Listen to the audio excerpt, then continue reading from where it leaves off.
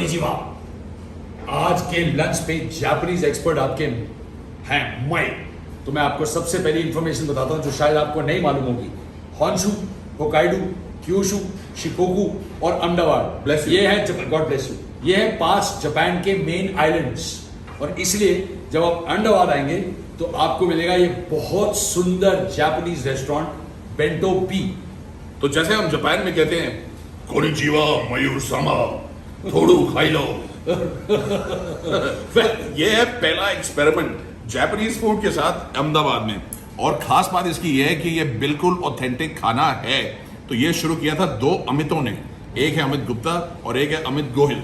और ये हैं 2 दोस्त जिनका प्लान था कि जापानीज फूड को यहाँ लाया जाए, क्योंकि अमित गुप्ता घर में भी बहुत जापानीज फूड बनाते हैं। हमने कोशिश करी थी पता करने के लिए और क्या जापानीज करेक्शन है, लेकिन हमको बस इतना ही बताया उन्होंने।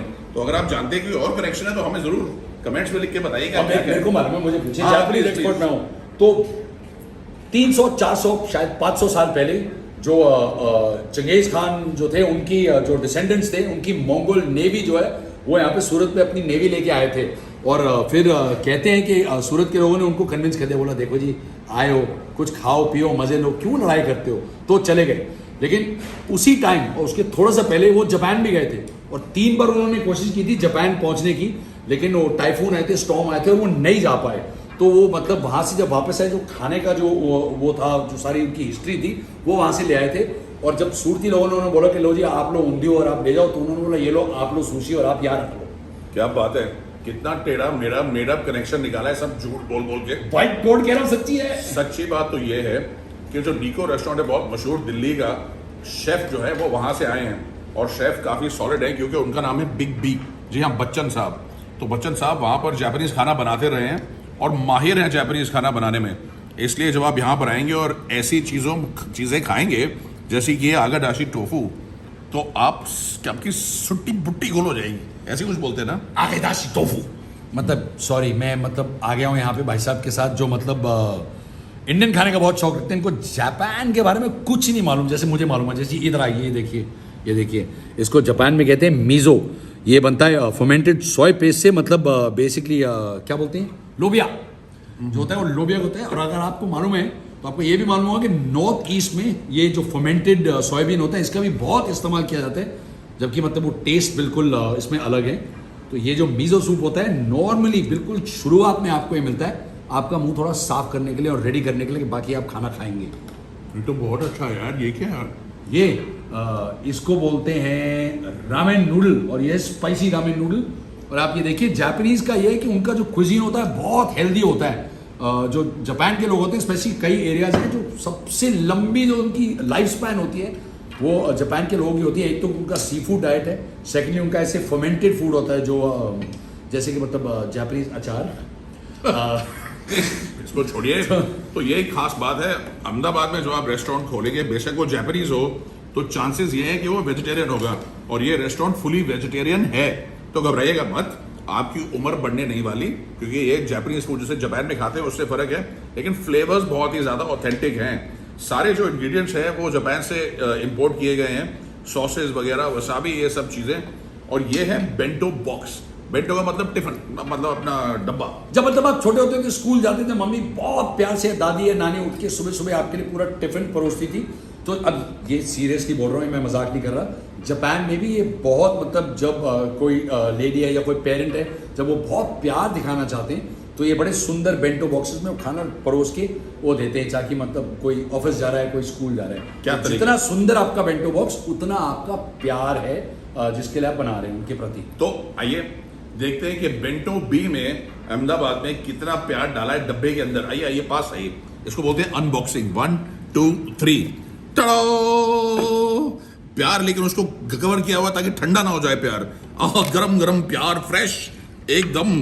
क्या बात है, ये नूडल्स बहुत ही अच्छे लग रहे हैं, स्मेल बहुत जबरदस्त है। Oh my God. तो ये देखिए मेरा बेंटो बॉक्स, और ये होती है वैरायटी। ओह लवली। तो स्मेल से मुझे पता चल रहा है कि ये जो खाना है एकदम ऑथेंटिक है। और इसमें खास बात यह है कि फ्लेवर्स को बहुत बढ़ा चढ़ा के एक्सप्लोर करने की कोशिश नहीं की गई है, ऑथेंटिक फ्लेवर्स को मेंटेन किया गया है। तो खाने में ये खाना बहुत आसान, डाइजेशन में और भी आसान।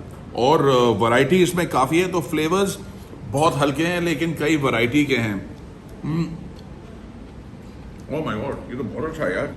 तो मैं ये वाकई कहना चाहता हूँ आप सबसे कि अगर आप मेरी क्लास में होते स्कूल में और आप ऐसा बेंटो बॉक्स लेके आते तो सेकंड पीरियड तक ये बेंटो बॉक्स बचता नहीं, क्योंकि मैं सुबह सुबह आके सबसे पहले आपका टिफिन खाता, सबसे पहले।